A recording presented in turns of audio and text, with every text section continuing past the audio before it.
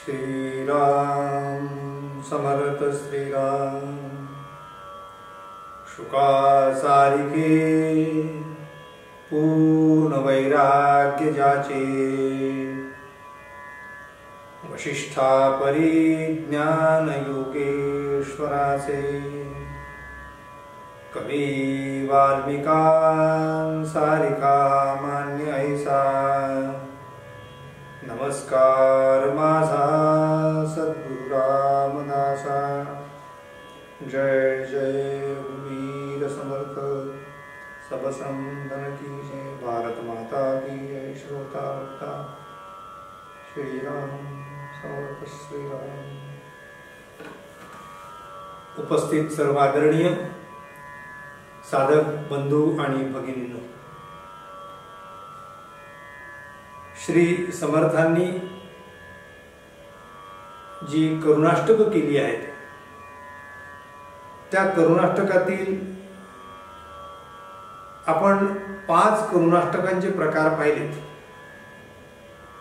आता करुणाष्टकांचा अजून एक प्रकार समर्थांनी इथे मांडला आहे की परमेश्वराबद्दल आपण अत्यंत कृतज्ञ असलं पाहिजे।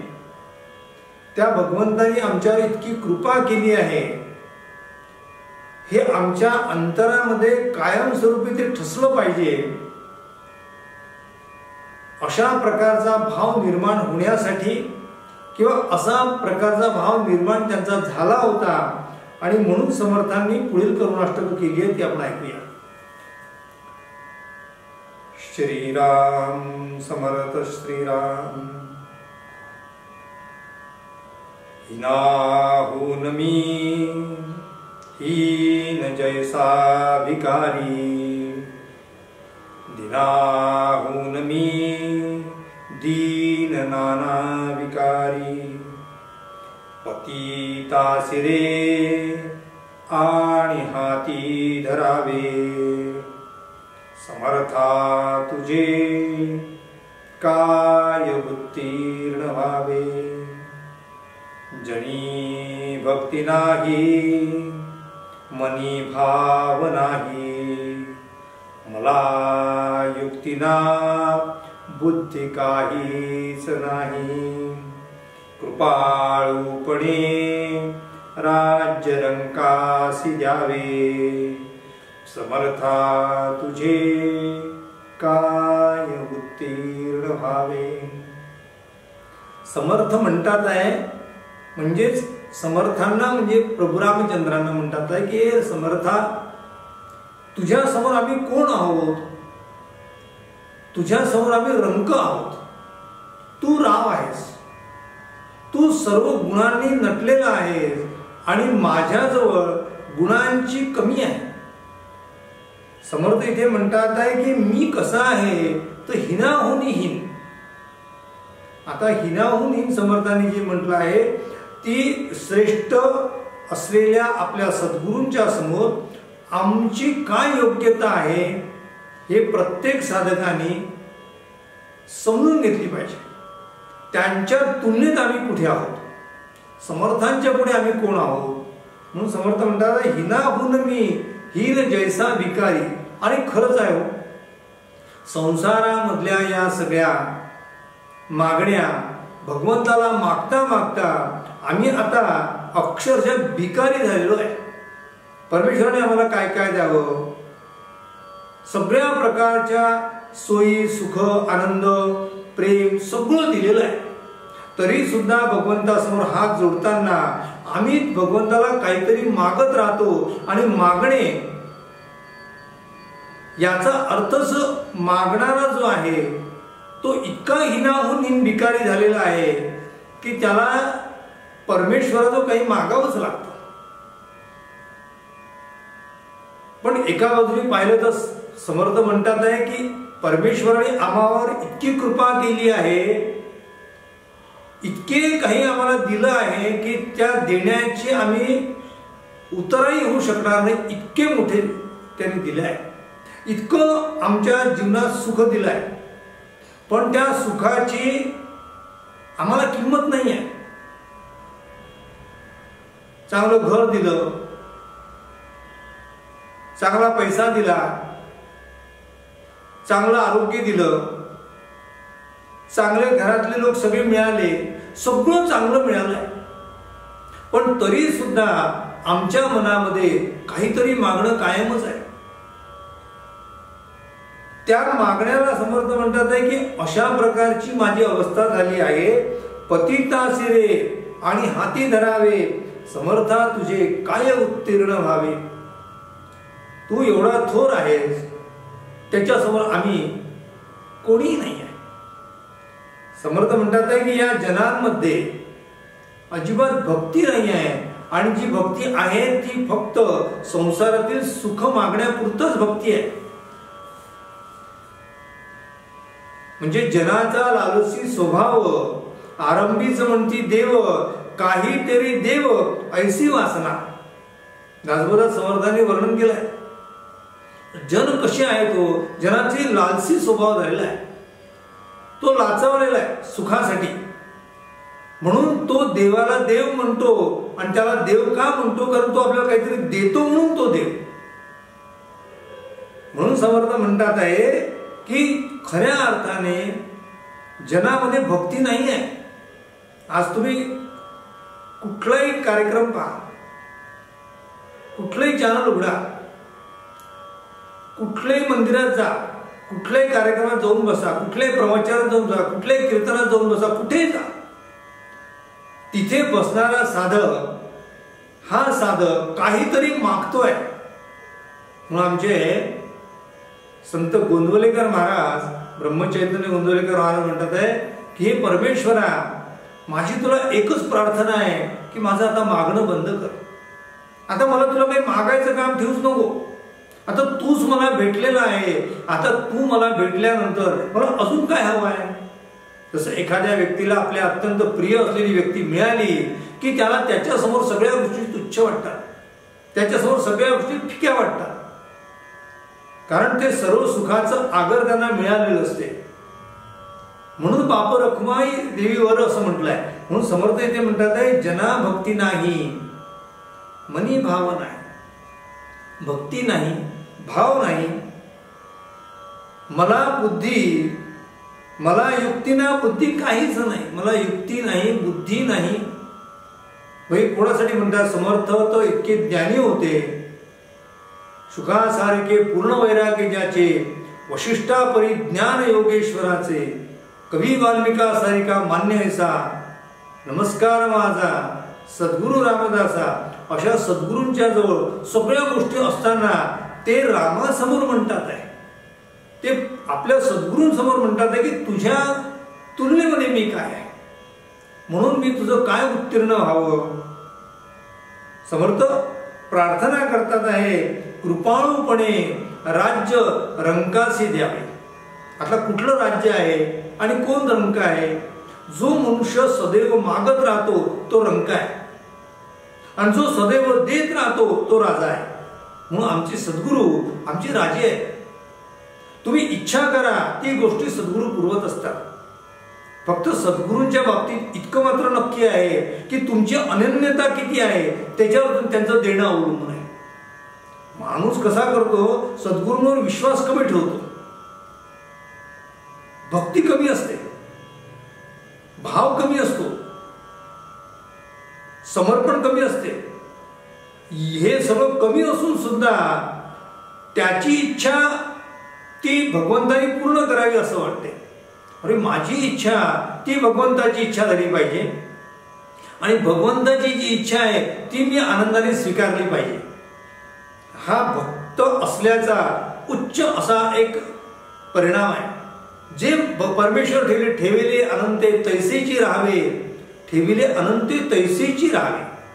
ठेविले अनंते, परमेश्वराने मला असं ठेवलं आहे ना, मला या अवस्थेमध्ये भगवंताने मला ठेवलं आहे, याचा अर्थ माझ्या या अवस्थेमध्येच माझं कल्याण आहे, म्हणून भगवंत तुम्हाला असं ठेवतोय. माझ्यात काही बदल व्हावा, माझ्यामध्ये काही परिवर्तन व्हावं, माझ्या इच्छेप्रमाणे काय व्हावं अशी इच्छा शिल्लक भक्ताची राहत नाही. जेव्हा भक्ताची इच्छा शिल्लक राहत नाही तेव्हा भगवंत देतो. जेव्हा सदैव मनुष्य मागत राहतो की मला गाडी दे, भगवंत म्हणतो तथास्तु. मला घर दे, भगवंत म्हणतो तथास्तु. तुम्ही म्हणता की बा मला सगळ्या गोष्टी सुखसोयी दे, भगवंत म्हणतो तथास्तु. परमेश्वर तुम्हाला सदैव तथास्तु म्हणत असतो. म्हणून आमचे जे मागणे आहे ते मागणंच असं उच्च लेवलचं असलं पाहिजे की परमेश्वरा मला तू पाहिजे. एखाद्या मुलीने एखाद्या मुलाला म्हणावं की मला तुझ्याजवळचा पैसा दे, तो मुलगा म्हणेल तथास्तु, दिला. तुझ्याजवळ जी गाडी आहे ते तथास्तु, दिली. तुझ्याजवळ घर आहे तो तथास्तु, दिलं. असं सगळं तथास्तु करता करता सगळं दिलं तरी सुद्धा इथं मागणं बंद होत नाही. हे मागणं केव्हा बंद होईल? जेव्हा ती मागणारी व्यक्ती समोरच्या व्यक्तीला मला तूच पाहिजे, तुझ्या विना इतर गोष्ट कोणतीच नको, तेरे बिना रहा न जाय, अशी अवस्था जेव्हा भक्ताची होईल त्यावेळेस भगवंत भक्ताला स्वतः भेटेल. आणि तो भेटलेला भगवंत मग तुला विचारेल की तुला काय पाहिजे सांग. तेव्हा भक्त म्हणेल की भगवंता सगळ्या ऐश्वर्यांनी भरल्या तूच माझा झालेला आहे, जे सगळं तुझं आहे ते आता माझं झालेलं आहे. मला आता अमुक गोष्ट दे, ही गोष्ट दे, ती गोष्ट दे असं मागण्याची गरज काही नाहीये, कारण मला तर तू भेटलेला आहे. तुझ्यानंतर मला सगळ्या गोष्टी तुच्छ आहे. तू माझा झाला, मला काही नको. म्हणून भगवंताला मागताना आपण भगवंताची मागणी करावी, भगवंताला आपल्या सुखाची मागणी करू नये. म्हणून समर्थ इथे म्हणतात आहे कृपाळूपणे राज्य रंकासे द्यावे. आता राज्य रंकाला काय मिळेल? जेव्हा तो माणूस राज्य स्तरावर बसलेला जो कोणी असेल त्याचा तो होईल. हे संपूर्ण राज्य त्या राणीचं तेव्हा होऊ शकेल जेव्हा ती मुलगी त्या राजाची पत्नी होईल, आपोआपच तिचं राज्य होईल. त्याप्रमाणे भगवंताचं आम्ही एकदा झालो की सगळं राज्य माझं आहे. मग आता मी रंक राहणार नाही, पण मला तू देत नाही तोपर्यंत मी मात्र माझी अवस्था रंकाची आहे. अशी नम्रता समर्थांनी घेतली आहे. समर्थ म्हणतात आहे बहुसाल अन्याय कोट्यानुकोटी रघुनायके घातले सर्व पोटी किती काय गुणासी म्या आठवावे समर्था तुझे काय उत्तीर्ण व्हावे. खरंच आम्ही आमचा विचार केला तर आम्ही काय कमवलं आहे?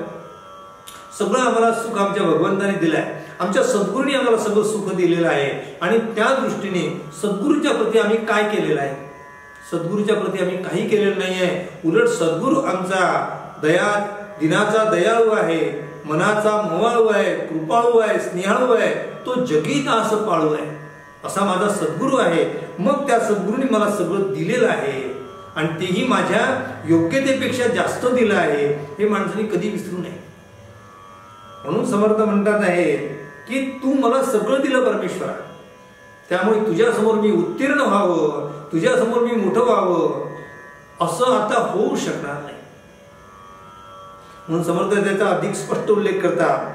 समर्थे दिले सौख्य नाना परीचे सदा सर्वदा जाणसी अंतरीचे लळे पाळिले तू कृपाळू स्वभावे समर्था तुझे काय उत्तीर्ण व्हावे. जशी आई आपल्या लहान लेकराला सांभाळते, किती सांभाळते हो, तिला त्या लहान लेकराला ती दूध पाजते, त्याला झोपी घालते, त्याची आंघोळ घालते, त्याचं सगळं सुख दुःख ती झेलते, अत्यंत लढीवाळपणे त्याला सांभाळत असते. तो रडायला लागला की त्याच्या हातात खुळखुळा देते. समर्थ म्हणतात आहे अशा प्रकारचे सगळे सुख अक्षरशः परमेश्वरा तू मला या संसारात दिले आहे, सगळे दिलेले आहे. समर्थ दिले सौख्य नाना परीचे. किती किती सुख द्यावं. आमचे डोळे चांगले आहेत, आमचे कान चांगले आहेत, आमचं शरीर चांगलं आहे, आम्ही चांगलं बोलू शकतो, आम्हाला चांगली बुद्धी आहे, आम्ही भगवंताच्या सानिध्यात राहू शकतो. इतर प्राण्यांच्या तुलनेमध्ये मानव किती धन्य आहे कल्पना करा. इतर बिचारे जीव, त्यांना तेवढं ज्ञान नाही, स्वतःच्या विकासाचा कुठे मार्ग नाही, पण मनुष्याला सगळं सौख्य दिलेलं आहे, पण सगळं सौख्य देऊन सुद्धा भगवंताकडे तो नेहमी रडत राहतो की मला हे दिलं नाही, ते दिलं नाही, ते दिलं नाही. म्हणून समर्थ म्हणतात, समर्थे दिले सौख्य नाना परीचे, सदा सर्वदा जाणसी अंतरीचे. कृपाळूपणे लळे पाळले तू, कृपाळू स्वभावे. अत्यंत लढीवाळपणे माझं पालन केलं. जेवायला घातलं तर इथे इथे बस चिव, दाणा खा, पाणी पी आणि भूर उडून जा, इथून असं म्हणणारी ती आई, त्या मुलाला शिकवणारी आई, त्याला दही दुधाचा घास घालते. इथे समर्थ म्हणतात, अशा प्रकारे तू मला पाळलेला आहे, तू मला सांभाळलेला आहे, म्हणून मी तुझ्या समोर काय मोठं व्हावं. जो काही मला मोठेपणा आला आहे तो तुझ्यामुळे आलेला आहे. तुझा दास असल्यामुळे मला धन्यता आलेली आहे. परंतु तुझा दास असून सुद्धा मी माझ्याकडनं तेवढं काम झालं नाही. समर्थ म्हणतात आहे ना, तुझा दास मी व्यर्थ जन्मासी आलो. समर्थांसारख्या थोर पुरुषांनी म्हणावं, सामान्य माणसाची काय स्थिती गत असावी. आपण आपल्या जीवनामध्ये आपला आणि माझा या चार भिंतीच्या पलीकडचा जगाला संसार माहीतच नाही. पण समर्थांनी या विश्वाचा संसार केला, सगळ्यांवर प्रेम केलं, सगळ्यांना आपलं केलं, इतरांची दुःख आपले दुःख समजली. जेव्हा आपण दुसऱ्याला माझं म्हणतो ना, तर दुसऱ्याचं दुःख आपलं झालं पाहिजे. हा भाव संतांच्या अंतःकरणामध्ये असतो, म्हणून तो भाव यावा. म्हणून समर्थ म्हणतात आहे, दीनानाथ हे ब्रीद त्वासाच केले, म्हणे दास आम्हा सिरे उद्धरिले. सुखे सांडणे या देहाचे करावे, समर्था तुझे काय उत्तीर्ण व्हावे. कुठपर्यंत जावं समर्थांनी. समर्थ म्हणतात आहे की आता तू दीनानाथ आहे, तू तुझं जे ब्रीद आहे, कोणतं ब्रीद आहे, मी तुझा सांभाळ करेन. तू दीनानाथ आहे, तू कृपाळू आहे, तू स्नेहाळू आहे, जगाचं पालन करणार आहे. तू तुझं ब्रीद पाळलंय, आमचं रक्षण केलेलं आहे, आम्हाला आनंद दिलाय, सुख दिलाय, नाना प्रकारची सुख दिली आहे. ते सगळे सुखामुळे तू आमचा दीनानाथ झालेला आहे. आणि तू तुझं ब्रीद जे आहे ते तू चांगल्या प्रकारे पाळलाय. म्हणे दास भक्तासिरे उद्धरिले. भगवंताचं ब्रीद कोणतं आहे की मी भक्ताचा सांभाळ करेन, भक्ताचं रक्षण करेन. यदा यदा हि धर्मस्य ग्लानिर्भवति भारत अभ्युत्थानम अधर्मस्य तदात्मानं सृजाम्यहं. करील काय, परित्राणाय साधूनां. काय करणार आहे मी, परित्राण करणार आहे साधू लोकांचं, म्हणजे सज्जनांचं. सगळ्यांच्या सज्जनांचं तू पालन पोषण केलं, त्यांचा सांभाळ केला. परित्राणाय साधूनां विनाशाय दुष्कृतां धर्मसंस्थापनार्थाय संभवामी युगे युगे. हे जे तुझं ब्रीद आहे ते तू तुझं ब्रीद पूर्ण केलं. म्हणून आता माझं काही राहिलं नाही, माझं काही मागणं नाही राहिलं. या देहाचं आता कल्याण झालेलं आहे. का म्हणतात ते समर्थ, देहाचं काही प्रत्यक्ष रामराया भेटलेले आहे, प्रत्यक्ष सद्गुरू भेटलेले आहे. सद्गुरूची एकदा भेटी झाल्यानंतर आता मला काय पाहिजे आहे, आता मला काही नको आहे, कारण मी माझा राहिलो नाही, आता मी तुझा झालो आहे. तुझा दास मी व्यर्थ, आता मी तुझा झालेलो आहे. आणि जेव्हा मी तुझा होतो तेव्हा माझं काही शिल्लक राहत नाही. तुझे सुखदुःख माझे होतात, माझे सुखदुःख तुझे होतात. तू आणि मी एक झालेलो आहे. राम आणि दास दोघे पहुडले रामी, हेही बोलावया तुझा नुरेच रे धामी. दोघे एक झाले आहे. तेवढं आता माझ्या देहाचे कामच नाही राहिलं. हे देहाची जी माझी जी काया आहे, ही जी माझं जे सांगाड आहे, याची आता कामच नाही राहिले. कारण काय, देव हे एक साधन आहे. कशाचं साधन आहे, भगवंताकडे जाण्याचं साधन आहे. त्या माध्यमातून आम्ही भगवंताला प्राप्त करू शकतो. आता मला भगवंत प्राप्त झालाय, मग त्या देहाची मला काय गरज आहे, त्या साधनाला मी टाकून दिलं पाहिजे. जसं आम्ही एखाद्या गावाला जायचं असेल आणि आम्ही एखाद्या रेल्वेने गेलो असेल किंवा विमानाने गेलो असेल किंवा अजून कोणत्या वाहनाने गेलो असेल, तर त्या नेमक्या जागेवर पोहोचल्यानंतर तुम्ही ज्या साधनाने आले आहे ते साधन जसं आपण टाकून देतो. जरी तुम्ही तिकीट काढलं असेल, जरी रिझर्वेशन केलं असेल, तर माझी रिझर्वेशनची सीट आहे, इथे आता याच्यानंतर कोणी बसायचं नाही असं कोणी म्हणणार नाही. का म्हणणार नाही? कारण मला जिथे यायचं होतं तिथे मी आलो आहे. आता त्या रिझर्वेशनचं काय झालंय, ती जागा माझी आता राहिलीच नाही आहे, त्या जागेची मला गरज पण नाही आहे. तसं देहाची सुद्धा गरज राहत नाही माणसाला. देहाची गरज केव्हा राहत नाही? जेव्हा भगवंत भेटतो तेव्हा. तोपर्यंत मी माझा देह रक्षण करतो. पण देह रक्षणे यत्न केला मी, माझ्या देह रक्षणासाठी आतापर्यंत यत्न केला मी, प्रयत्न केलाय, प्रयत्नपूर्वक मी माझ्या देहाचं रक्षण केलंय. पण आता देहाच्या रक्षणाची गरजच राहिली नाही. कारण मला भगवंत भेटलाय, म्हणून सुखे सांडणे या देहाची करावे. सुखाने आनंदाने आता परमेश्वराला तू घेऊन जा, मला काही नको आहे, कारण तू मला दिलंच आहे. आता मीच तुझा झालो आहे. माझा आत्मा आणि तुझा आत्मा एक झालेला आहे. जीव ब्रह्मैव नापराहा याची अनुभूती आता आलेली आहे. म्हणून समर्थ म्हणतात, समर्था तुझे काय उत्तीर्ण व्हावे. हे सगळी माया दिसते, हा जगत मायेचा पसार आहे. या मायेच्या पसाराला आवर आणि माझा आता जो देह आहे त्या देहाला मला शांततेने ठेवू दे. आपण देह ठेवणे हा शब्द वापरतो, याचा अर्थ घेतलेला आहे म्हणून ठेवावा लागतो. आता मी शांततेने ठेवतो आहे, आता मला तुझ्याजवळ येऊ दे आणि कायमस्वरूपी तुझ्या पायाजवळ वास्तव्य करू दे. अशा प्रकारची नम्रतेची भावना संतांची होती. तीच भावना सामान्य माणसाची जेव्हा होईल तेव्हा त्याला संतत्व प्राप्त होईल. म्हणून समर्थ म्हणतात, अशा प्रकारे माणसाच्या मनाचं उन्मन करावं आणि अधिकाधिक परमेश्वराच्या जवळ जावं. आणि जे मला प्राप्त आज आहे त्या प्राप्तीमध्ये आपण भगवंताला मनपूर्वक धन्यवाद द्यावा. मनपूर्वक त्या भगवंताला प्रार्थना करावी की देवा तू मला दिलं आहे, ते भरपूर दिलं आहे, आता मला सुखाची गरज नाही, आता या सुखाची मला लालसा नाही, मला जी राहिली आहे लालसा ती आता मला तुझ्याशिवाय दुसरा कोणी नको. अशा प्रकारची करुणाष्टक श्री समर्थांनी केली आहे. शेवटचं करुणाष्टक वाचतो. दीनानाथ हे ब्रीद त्वा साच केले, साच म्हणजे खरे, म्हणे दास भक्ता सिरे उद्धरिले, सुखे सांडणे या देहाचे करावे, समर्था तुझे काय बुद्धी रमावे. जय जय रघुवीर समर्थ. अशा प्रकारे समर्थांच्या या करुणाष्टकांचा आपण आनंद घेतो. त्या करुणाष्टकाच्या माध्यमातून आपल्या मनाला अधिकाधिक आपण शिकवलं पाहिजे, अधिकाधिक भगवंताकडे नेलं पाहिजे. हीच गोष्ट आपल्याला या करुणाष्टकातून अभ्यासाला मिळते. आपल्या सर्वांच्या हृदयस्थ असलेल्या त्या भगवंताला, त्या सद्गुरूंना मनपूर्वक प्रणाम करतो आणि आजची निरूपण सेवा श्री समर्थ चरणी समर्पित करतो.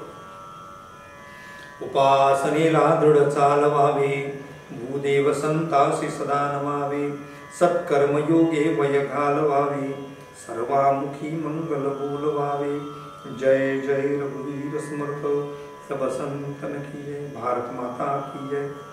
श्रोता वक्ता श्रीराम समर्थ. श्रीराम.